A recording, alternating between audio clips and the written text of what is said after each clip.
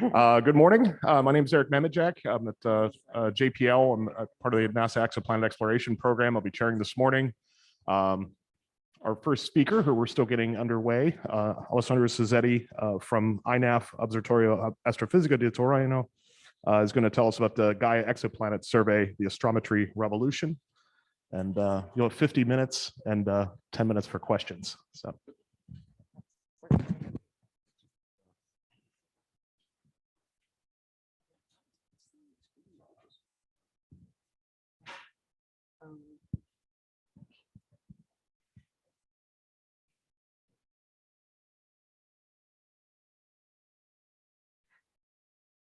We'll try to figure it out. No, in time. Yeah, if you can just, yeah.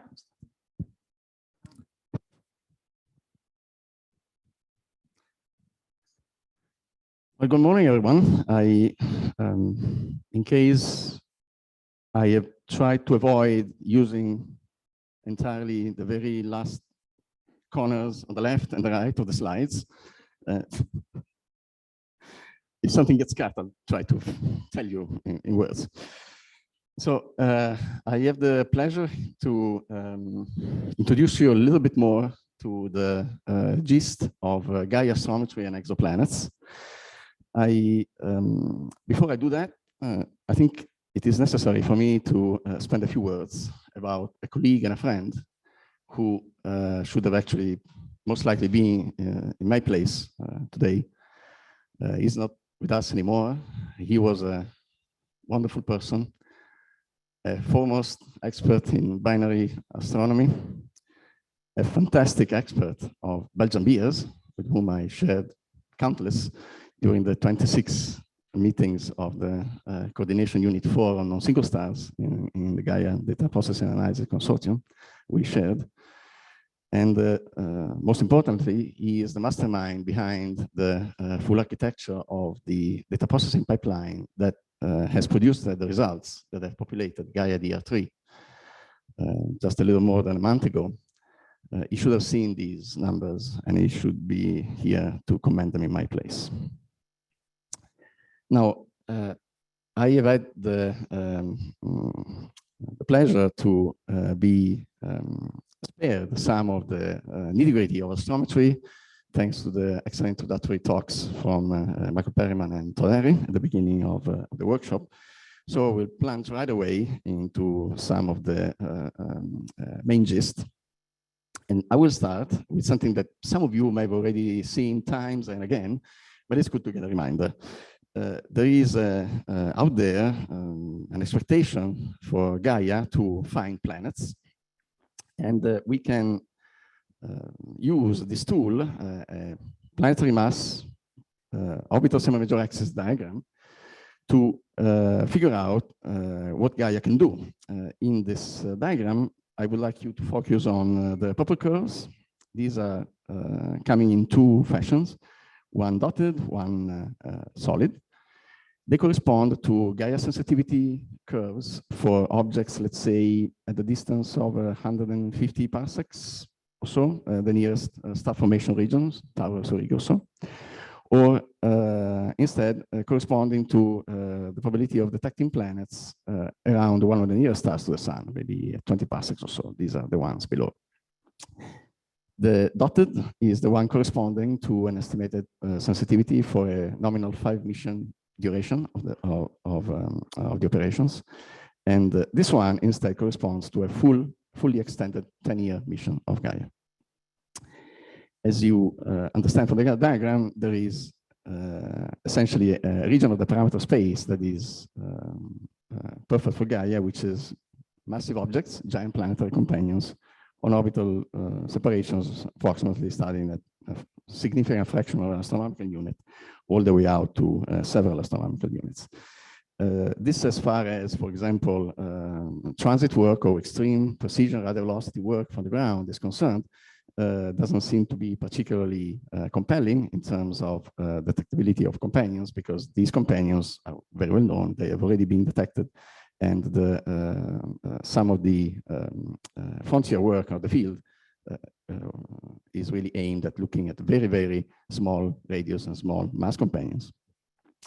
However, as you can see in this small box over there, the fundamental key point to bring home is that Gaia is expected to find such companions around an extremely large number of stars. And this is the fundamental contribution of the mission to exoplanetary science.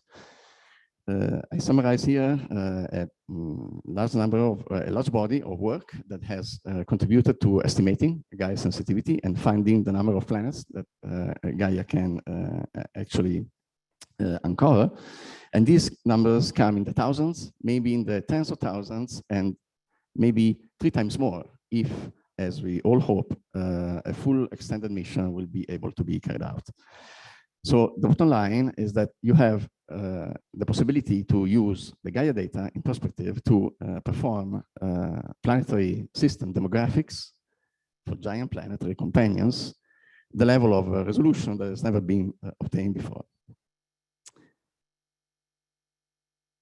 I will briefly touch upon 4 points that you will see coming back again when we will discuss the outcome of Gaia DR3 data release.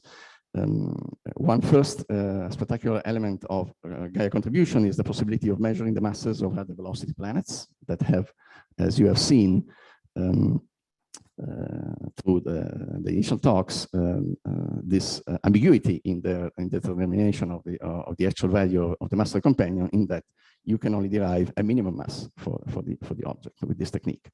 Gaia is set to measure actual masses of these objects, and there is an estimate that maybe 50% of the known giant planets from radial velocity surveys from the ground are accessible to Gaia for true mass determination.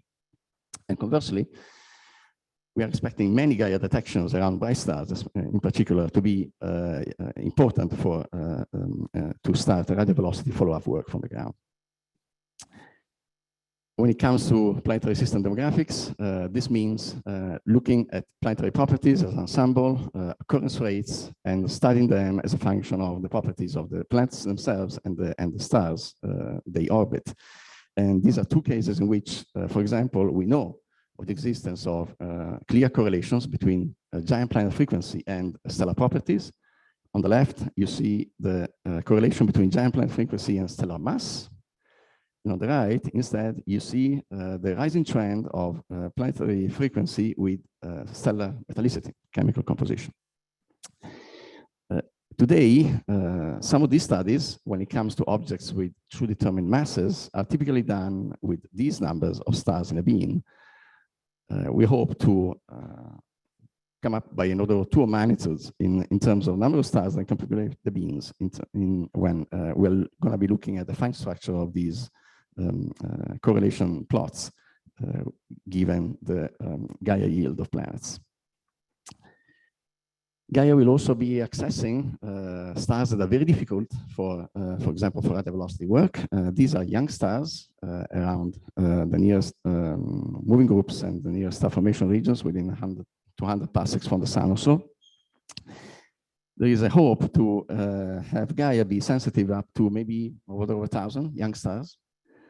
And this would be a fantastic complement to other techniques that are instead effective at finding young planets, but only at very wide separation. This is the direct imaging technique that you have heard about a bit earlier on. And finally, there are 2 niches all the way at the extreme ends of star properties and evolutionary paths. Ultra-cool dwarfs are very faint for Gaia, but they're very small and they're found very, very nearby in the close vicinity of the sun. And so there is also a forecast that maybe for these hundreds or close to 1,000 ultra-cool dwarfs within 10-15 parsecs from the sun, that Gaia may actually achieve sufficient sensitivity to also find, if they're there, planetary companions around them. And on the other hand, looking at highly evolved stars, the white dwarf population near to the sun is also amenable to planet detection with Gaia. And here the numbers are potentially on the order, again, ballpark, 10 to the 3 or so, 1,000, already very large.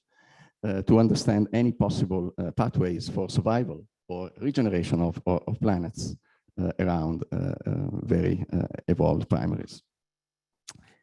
Now, a few minutes before we delve into the DR3 discussion on what has happened today until today with former data releases. We've heard already this, and I will point you again to the talks that have come before me and to the ones that are coming just after me.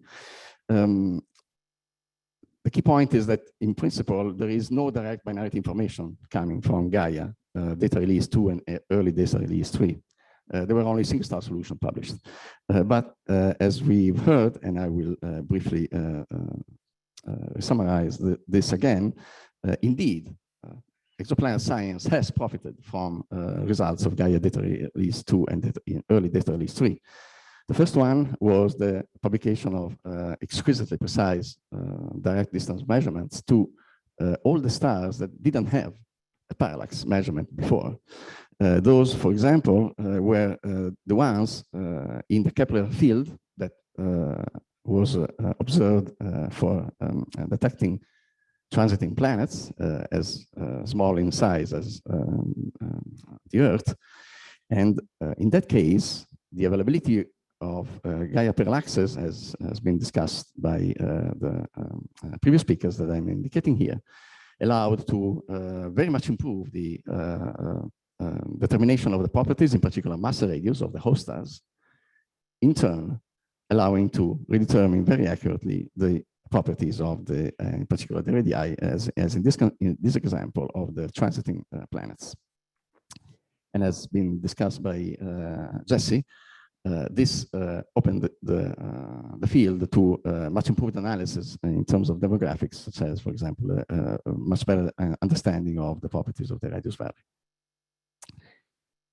This is for what has come. What's about to come after me, I am just briefly touching upon here. There is a very clever technique that was used based on Gaia data release 2 and early data release 3, where instead of parallaxes, proper motions from Gaia were used, and they were combined, were available, with Hipparcos proper motions. This combination allows you, I will not get into the details, and I will let the speakers after me discuss this extensively, allows you to identify variations in the proper motion and the Gaia epoch and the Hipparcos epoch that are indicative of the presence of a companion orbiting it. You can do a couple of things with this information. These are actually 2 points in time only. So you cannot really fit orbits, but you can place limits, for example, and constraints on the properties of the companion in terms of mass and orbital separation. You can do more if the object is already known to be there, detected, for example, through other techniques. Dynamical mass improvements and orbital arrangement improvements can be obtained by combining the proper motion difference technique, or proper motion anomaly technique, as it has been dubbed, with other existing data sets, such as radar velocity measurements or direct imaging observations. So this is the case, for example, of a very famous high mass planet, young high mass planet orbiting the young star Beta Pictoris. And you can also do a third thing. You can get stars that have detected acceleration with a proper motion difference that is statistically significant, and use them as targets to follow them up and see if you can actually identify the companion. This is, for example, the case of a recent work by Bonavita and collaborators, in which in the left you kind of approximately identify the regime of masses and orbital separations that could correspond to the companion. You identify the possible regime of position angles in the sky where you could find the planet or the substellar companion. If it's there, you indeed find it in the second plot, and then you measure its properties and you put it in a mass separation diagram, and you increase the efficiency and of the detectability of these companions through the direct imaging technique.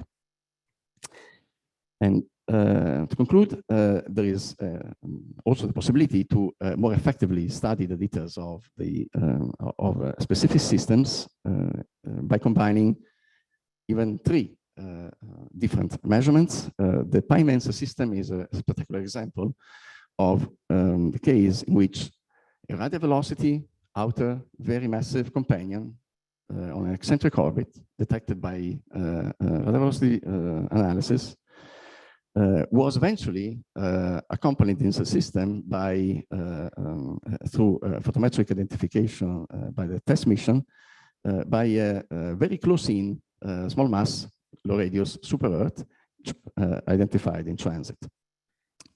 The star is nearby. It's an Hipparcos star. It also exhibits a somewhat significant, not super significant, but somewhat significant difference in proper motion, as I have discussed before. So you can combine the three techniques and come up with an estimate of the properties of the companion that's producing the proper motion difference. You know there is a transiting companion identified by tests, so you can find out, if possible, what is the relative inclination between the orbits of the transiting planet and the outer companion. And you can come up with something that is not, let's say, is not free of degeneracies, because there is an orbital element that is not known by transit work and cannot be determined. This is the longitude of the ascending node. But however, you can constrain the regime of relative inclinations between the two companions to be at least of order of 50 degrees. And this is one of the most important results that has been obtained so far with this combination of techniques, because it is particularly informative for the early history of formation and the eventual evolution of the system. Now, time to change gears. The second part of the talk and the bulk of my presentation will focus on Gaia DR3, which has just come out. This is a messy table. I have tried to identify, very hard to read really, the key contributions of Gaia DR3 to objects identified orbiting other stars. They come in several fashions. There is a class of planetary transiting candidates identified there, about 200. The bulk of it is seen in these lines over there. The non-single star sample accounts for more than 1 million solutions corresponding to the presence of an orbiting companion. This is an outstandingly large number, and indeed, actually rather modest if we think of what's going to happen the next time around. With these results coming out for DR3, for example, the group led by Oleg has revisited the issue of the determination of planetary host properties and planetary parameters improvements solely based on Gaia data themselves. There was an important paper that has contributed to the identification of sources for which Gaia produces a full set of astrophysical parameters, including masses and radii that are very accurate.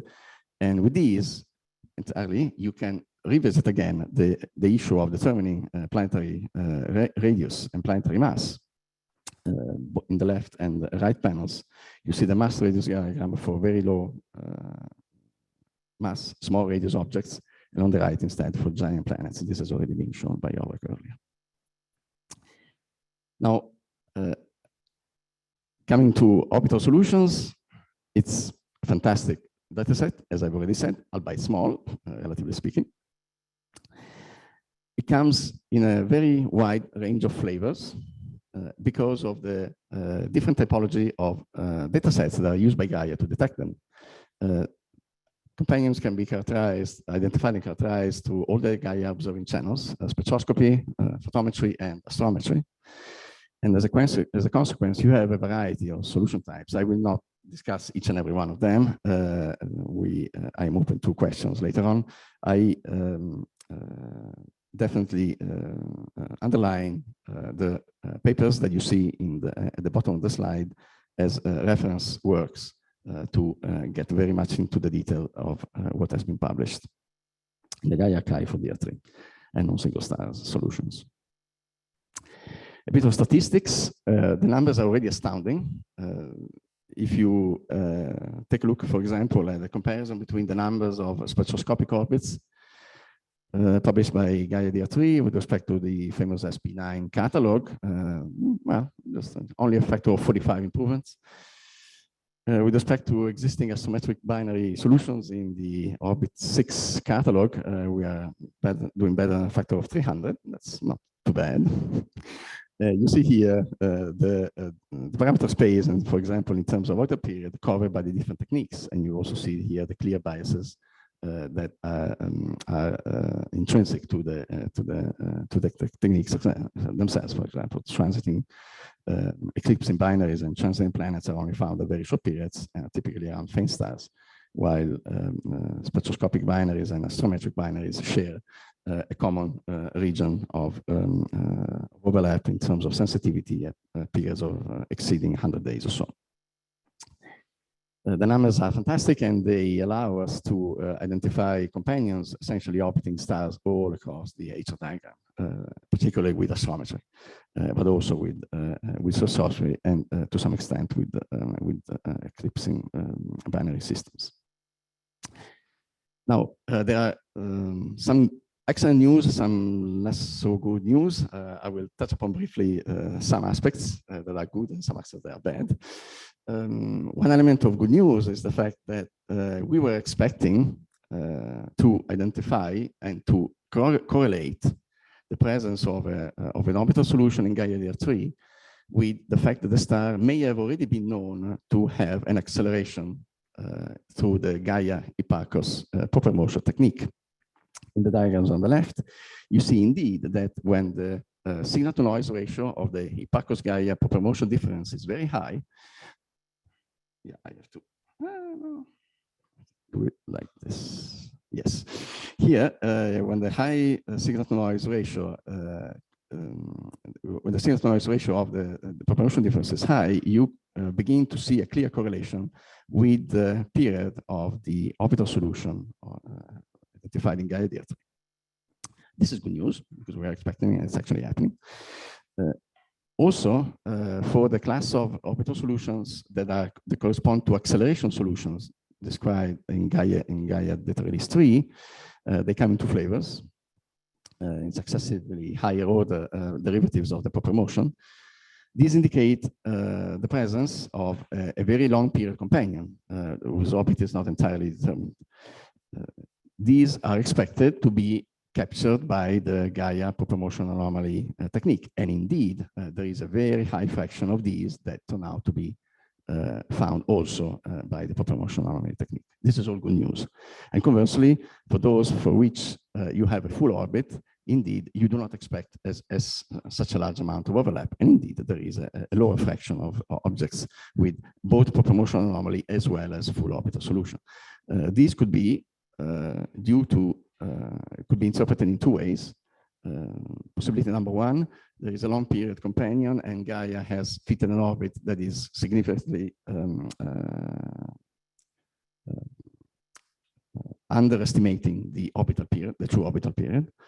Or Gaia has found an orbit of a companion and there is another outer companion. And the proper motion anomaly is indicating the presence of a companion that is not the one detected by Gaia. These are very good news. There is also some bad news.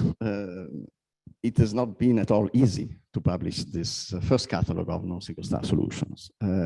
We had to go through an extremely complex, long, and difficult effort for validating the results.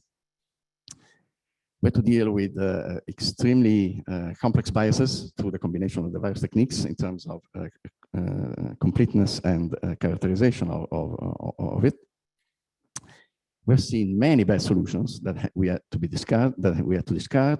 And unfortunately, not all of them have been able to be vetted entirely. And so there are still some things that are spurious in the Gaia catalog, and we have done the best we could in order to identify the caveats and provide recommendations in order to handle the data as best as they can. Nevertheless, it's spectacular. This is not entirely original. The first version of the orbit already was produced by Dan Fabrici for the Kepler mission, but this applies to full orbits with Gaia Astrometry, and indeed it still looks spectacular because you see things of all sorts, perfectly round, super eccentric, oriented all sorts of ways in the plane of the sky. We have to talk about planets and substellar companions, so let's get down to it. We have already heard through Michael's talk the global numbers. I re-summarized them here. There is approximately a order of 2,000 substellar companions identified by Gaia DR3 through the various channels. A couple of thousand, sorry. So a order of 2,000 through astrometry, an additional couple of thousands through spectroscopy, of order of a couple of hundred through photometry. You see here the summary of the numbers exploited by the different techniques. Astrometry has contributed particularly in identifying better properties, better orbits and true masses for some of already known brown dwarfs and exoplanets.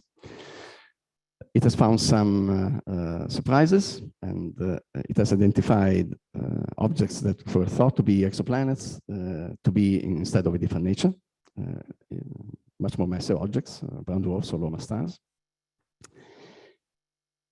Gas spectroscopy right now we are attempting to play it a little bit safer. This large sample of spectroscopic binaries with very, very low mass companions, minimum masses, is potentially populated by a large amount of orbits that are not correct. They are aliases, they are short period orbits, alias to a very short period, but indeed the companion that is producing the motion is a very long period object. So right now we are trying to play very safe, and we have identified only a very small sample of objects that we can consider robust candidates in the exoplanetary regime. And for photometry, out of the approximately 200 candidates, there is a majority of objects that were already known, and were actually used for validation purposes to verify that the results were indeed performed correctly. But there is a order of 70 new candidates. The full list through the three techniques that you see here is publicly available and is going to be routinely updated on the Gaia website. And there is also now an equivalent that has been captured just a couple of days ago and is available through the Exoplanet Encyclopedia. Yes, the DR3 astrometry will be the bulk of my of the rest of my presentation. I first of all want to highlight the fact that when it comes to orbit size that has been detected by Gaia already at the level of Gaia DR3, we are going down at the bottom of the of this plot that I show here in the order of a couple hundred microarc-second regime. These are already sizes of astrometric perturbations that are really small.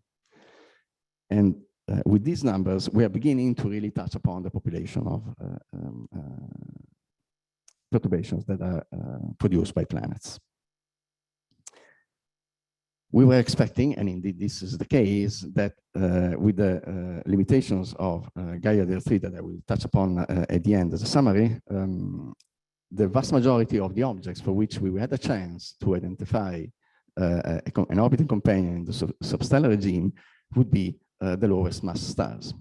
And indeed, in this plot, you see the bulk of substellar companions, the masses as a function of the mass of the primary. And you see that the overwhelming majority of objects identified by Gaia through astrometry is orbiting stars with half a solar mass or less.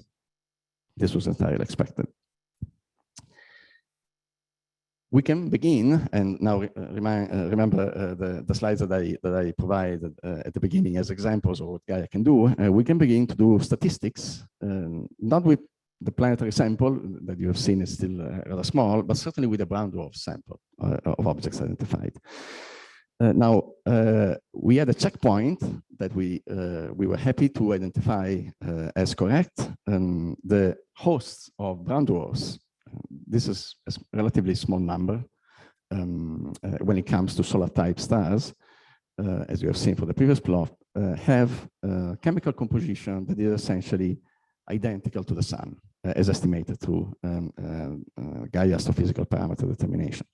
This is a number that matches exactly the inference from radar velocity work that has identified solar type stars with essentially this metallicity distribution that is exactly solar.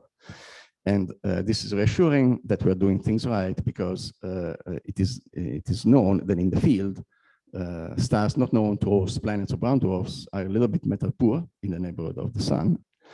And planet hosts instead are definitely metal rich.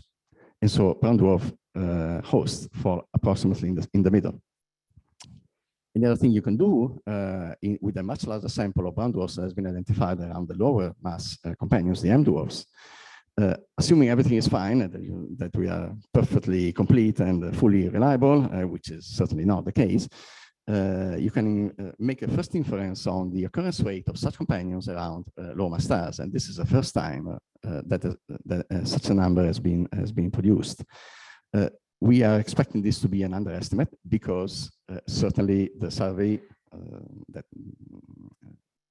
has produced the DR3 archive is neither complete nor fully reliable. So we are missing objects, and we certainly will see this number rising, but it is a first timer in any case. Now, let's get instead to something that is not so good. These were all excellent news. From astrometry, you can determine the so-called astrometric mass function. This is the equation that you see here.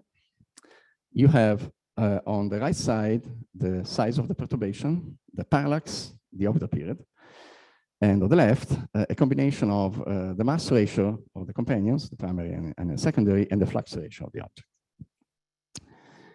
The first thing that I would like to point this to you is that be warned that this is going to come back if you choose to go through this challenge of the hands-on session fitting Gaia-like observations to try to determine the orbit and the mass of a companion.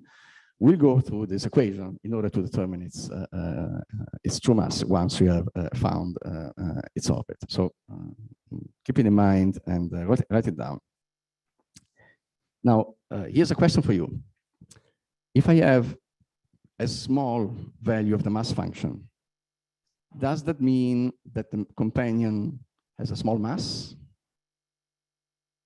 How many of you think this is the case? Raise your hands. Nobody?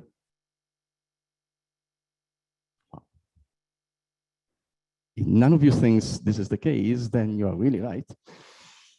Because indeed, if you have a very small mass function, you still have an ambiguity. And you see this perfectly displayed in the color magnitude diagram on the right.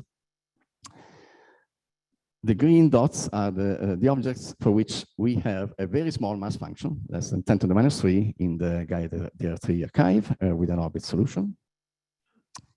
And you see on the HR diagram a clear splitting of the main sequence right here. This is not very good news in the sense that you are identifying objects that are clearly overluminous.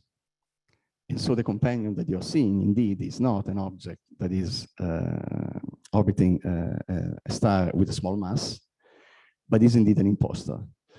This is a class of systems for which the mass ratio is almost equal to the flux ratio. And as a consequence, you get a smaller mass function, not because the companion mass is small. And there's a significant population of these in Gaia DR3 that we have been able to catch directly, essentially just plotting a color magnitude diagram. There is a classic example that I want to point to you. This is the orbital fit in terms of orbit size and period for the companion orbiting HD 185501. This is a nearby star at 33 parsecs or so. Assume a solar mass approximate for the primary. You come up with a inferred mass of the companion in the low mass brown dwarf or very super Jupiter kind of system. Indeed, there is a published orbital solution to speckle astrometry and radar velocity back 2 years ago that says it's an equal mass binary with exactly the same period as detected by Gaia. So this is a clear example of the type of imposters that are certainly lurking in the data.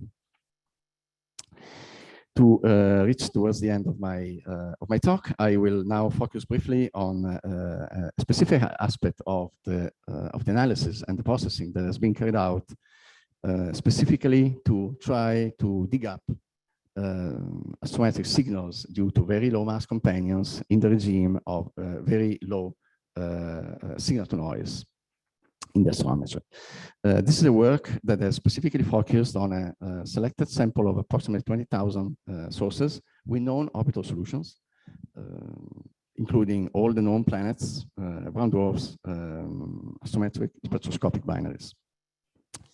We tackled the problem through somewhat sophisticated orbit fitting techniques. I will not get into the details here, but I will now tell you a little bit more of how things are done in the next slide. And we had to deal with many difficulties. One difficulty you see here, for example, in the plot on the right, the median error in the Gaia astrometry at the CCD level is the big curve. No, this one. Is this one? Nothing. Okay, this is the median. This is the mean of the values. You see, there are many data points that we had to use that have, let's say, suboptimal uncertainties. And so this is a typical example of the complexity and limitations that are still somewhat limiting the possibility of Gaia to really go all the way into the planetary mass regime. But this is only the R3, mind you.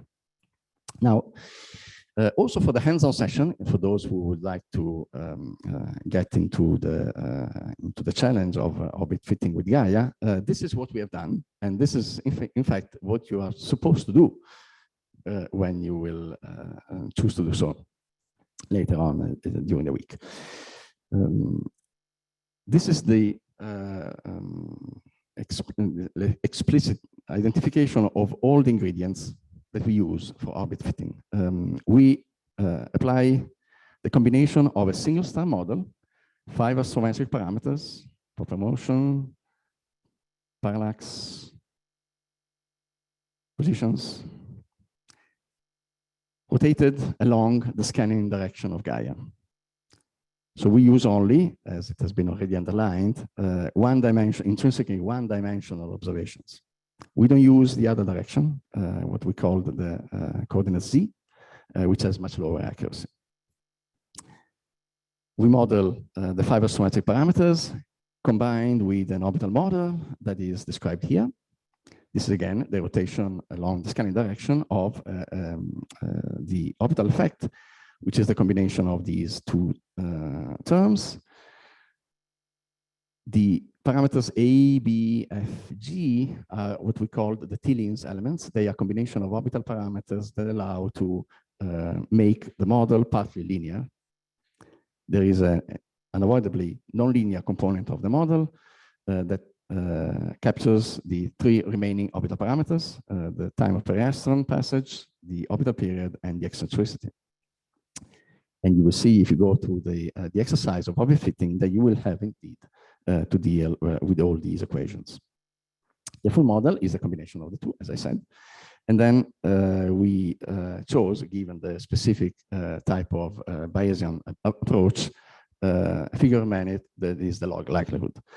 In this, you see here something that, in case you try to challenge yourselves with the orbit fitting analysis, you will not have to deal with, but we used it. It's what's called uncorrelated astrometric jitter term that allowed us to capture essentially the gist of whatever we could not model as an orbit to identify essentially the magnitude of the additional variability in the astrometry that we cannot understand otherwise. To conclude, this is the standard definition of a chi-square that I would like you to keep in mind because, again, in the hands-on session on orbit fitting, it's a quantity that you will have to play with. Something you will not have to play with, but we had to deal with necessarily, was identifying first if there were significant periodicities in the data. And these are examples. These are examples to simulations, not actual data, of how you can scan the agreed of orbital periods for different configurations of orbits, and find the one that minimizes the period that minimizes your chi-square. This is the quantity that allows you to identify a minimum corresponding to potentially a significant period in your data sets. This, you see different cases, the cases of a very short period object here, with just a fraction of a year, maybe 3-4 years, a very long period object exceeding the time span of the observations. The chi-square reaches a minimum, but doesn't go, essentially remains flat afterwards, or an object that doesn't show anything. There were many such instances in the sample we analyzed. When it comes to results, we had to deal with, as I said, many complications. We performed a variety of internal checks. Here, there are 2 examples of what we looked at.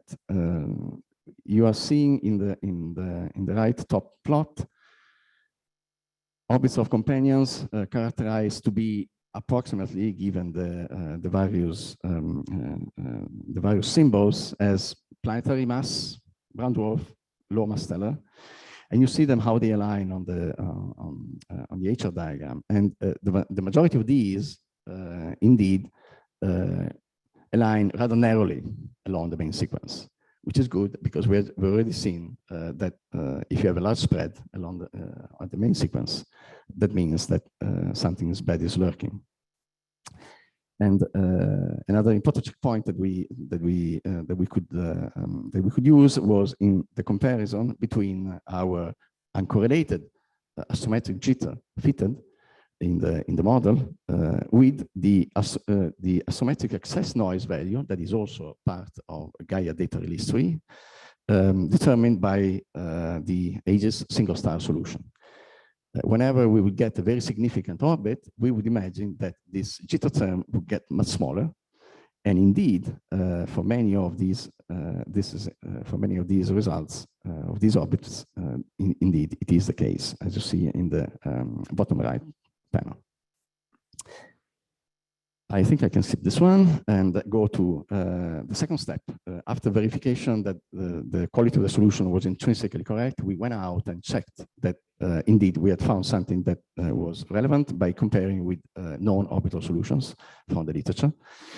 Here you see 2 examples of comparison. The orbital period in the top right panel, which actually aligns very, very nicely with the literature value. Gaia is the fitted period on the y-axis, and the reference value from the literature is on the x-axis.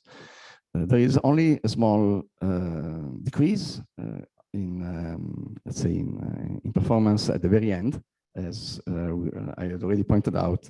Very long period orbits tend to be underestimated in the value of the period. For eccentricity, things are not so good. They are approximately good, and this is also expected. The Gaia sampling is not very high. The intrinsically one-dimensional nature of the observations doesn't allow for an extremely precise determination of their orbital eccentricities in the limit of the Gaia DR3 dataset, which is still only a small fraction of the full one available. But nevertheless, the correlation between the values between literature and Gaia fits reasonably good. Now, to reach towards the conclusion, known planets and brown dwarfs.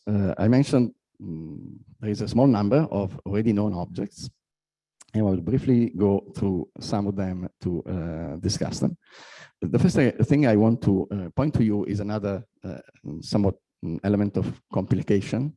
In this table, you see the minimum mass of the companions as it was determined by radial velocity work, the true mass of the object inferred by Gaia, and the inclination angle of the orbit as determined by Gaia. Mark my words, you don't have to do a calculation right now. As the minimum mass is mass of the companion times the sine of the inclination angle, you would imagine that given the inclination from Gaia, you can recover a true mass of the companion, which is exactly scaled from the m sin I value. For some of the objects here, this is not the case. So there is no direct mapping between these two numbers, given the inclination measured by Gaia. And this is an element of let's say, of bias in the orbital solutions that we are aware of, and we have underlined, such that the companion is there. We have seen the effect. The orbit is determined, but not everything is 100% right.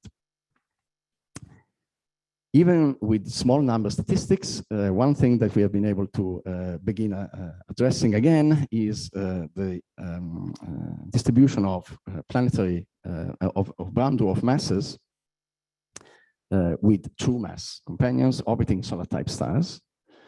There is a very well understood, very well known, well measured effect of decreasing frequency in the brown dwarf regime with a minimum approximately around 20 to 40 Jupiter masses. This is a clear result that has been obtained through radial velocity work. In this case, also with the true mass estimates from Gaia, we do see a hint of a potential dip in the mass distribution approximately around here. It is not statistically significant, but it is the first time that this investigation can be done with true masses available. I think I can skip the Gaia transiting planets that we have already seen. A few examples of DR3 astrometry at work. This is on the left, is the orbit fit to a super Jupiter companion orbiting a relatively young star, HD 81040, confirming that he is indeed a planet. Last snippet of information for the hands-on session, if you decide to go through it. You will also be told or required or urged to try to plot the result of your orbit fitting. There is a non-trivial technique that you can try to use in order to actually overplot to your fitted orbit in the plane of the sky the Gaia data. We will get to this in the hands-on session.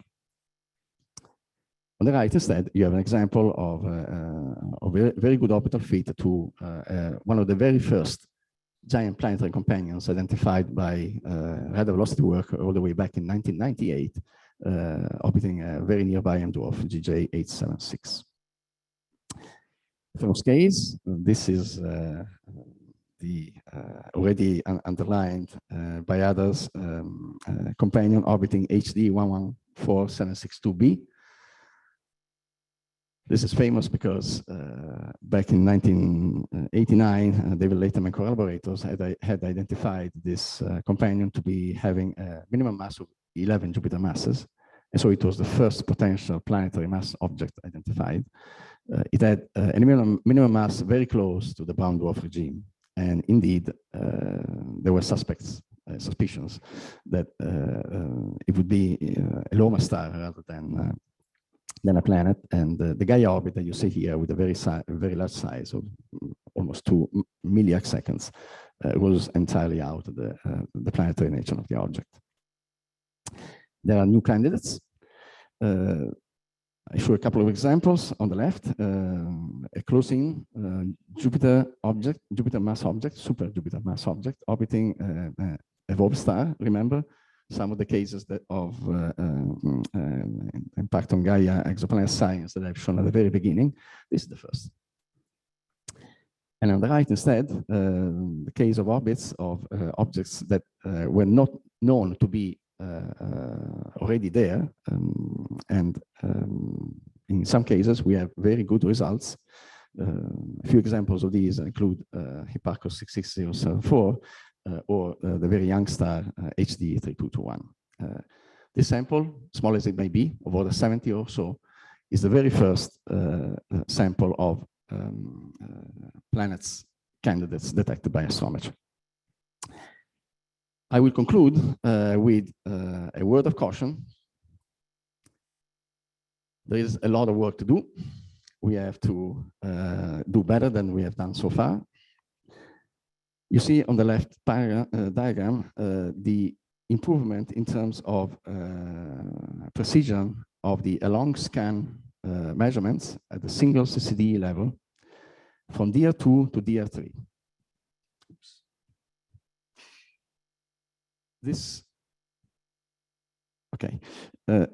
This improvement that has diminished the impact of calibration errors, in particular in the bright star regime, is significant. It's an improvement of maybe a factor of 2.5 or so.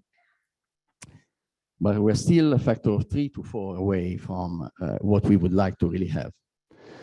The bright stars are the golden sample for Gaia for planet detection, because they are the ones that have the best chances to be followed up by any other technique for improvement of the properties of the systems identified by Gaia and for additional studies for searching for additional components and the likes. So this is really the task for the upcoming data releases. Improve the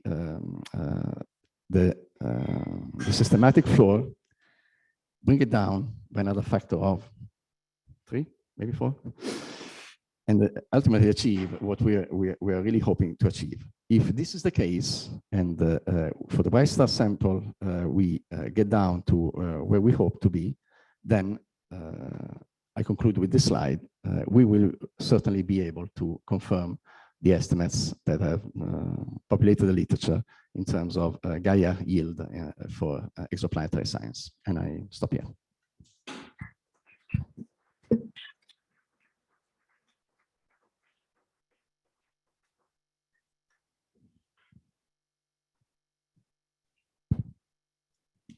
After seeing you give versions of this talk about half a dozen times over the last decade, is so wonderful to see actual planets in the talk. So it was fantastic to see. Let's see if we have a couple questions here, and then we can go to ones online. Are there any questions in the audience here? Yep, Mike.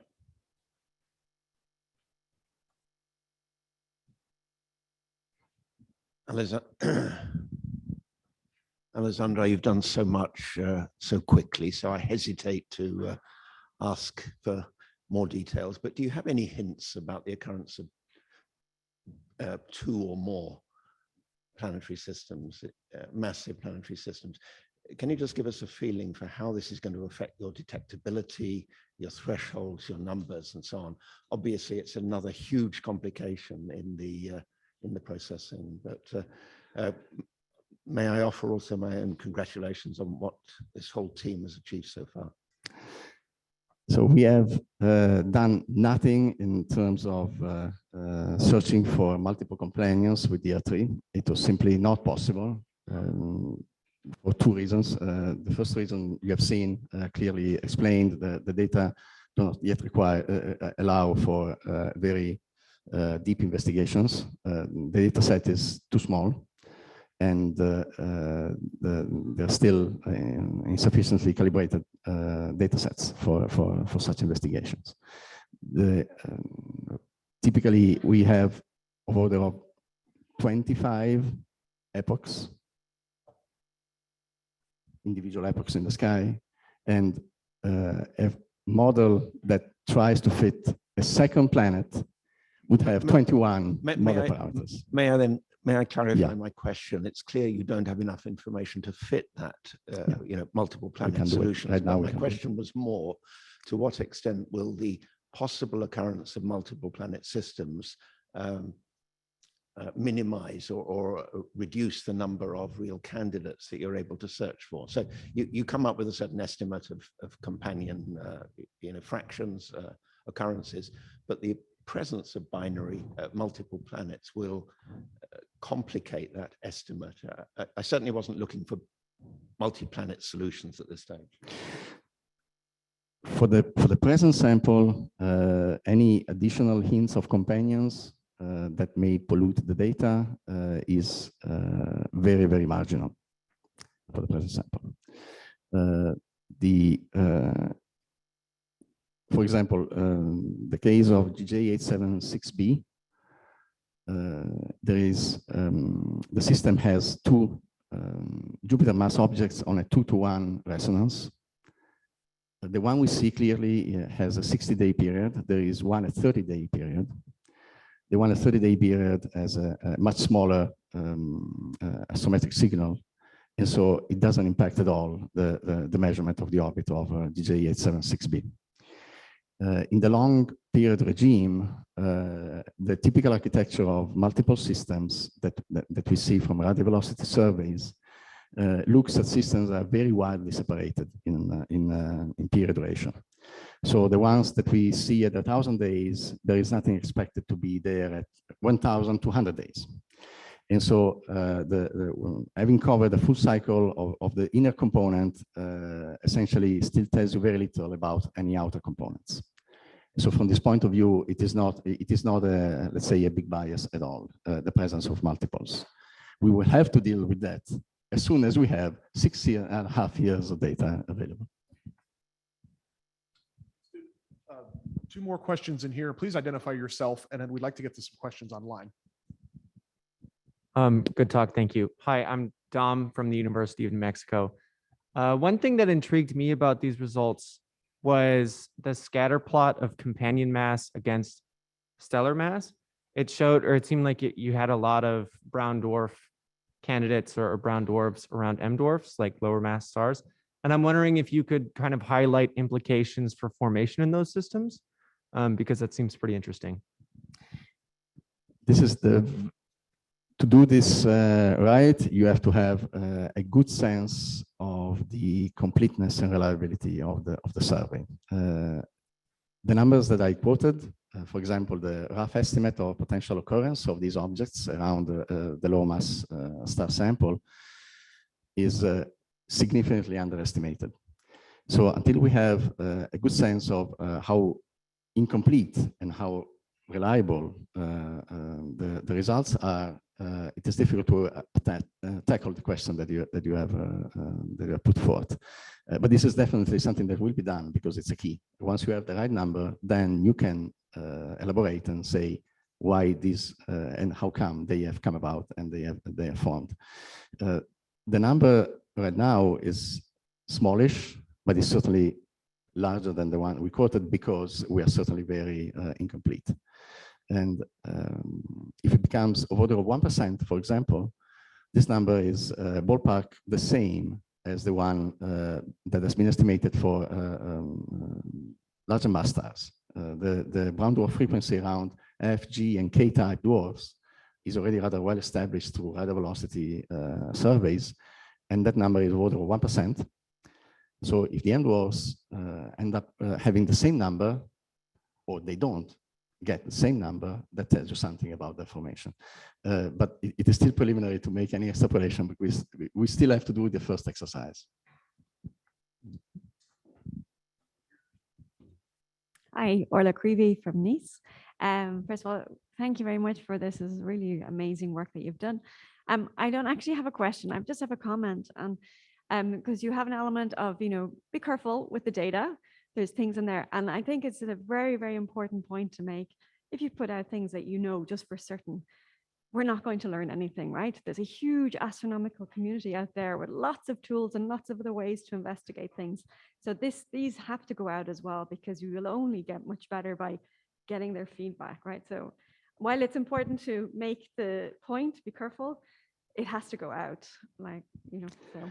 Absolutely. Great, In fact, I don't say I'm unhappy of having done this.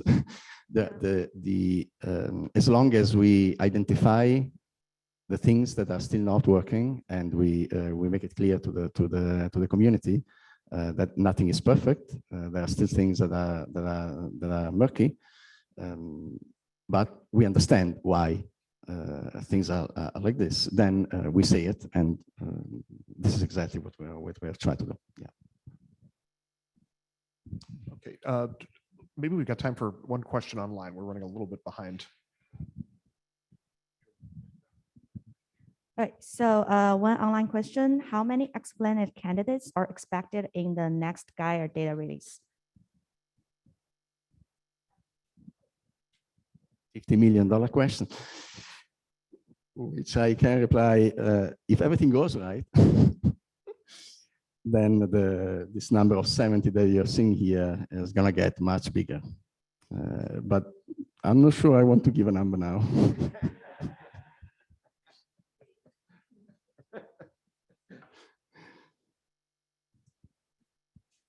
I think we should move on to the next talk. Let's give Alessandro a hand.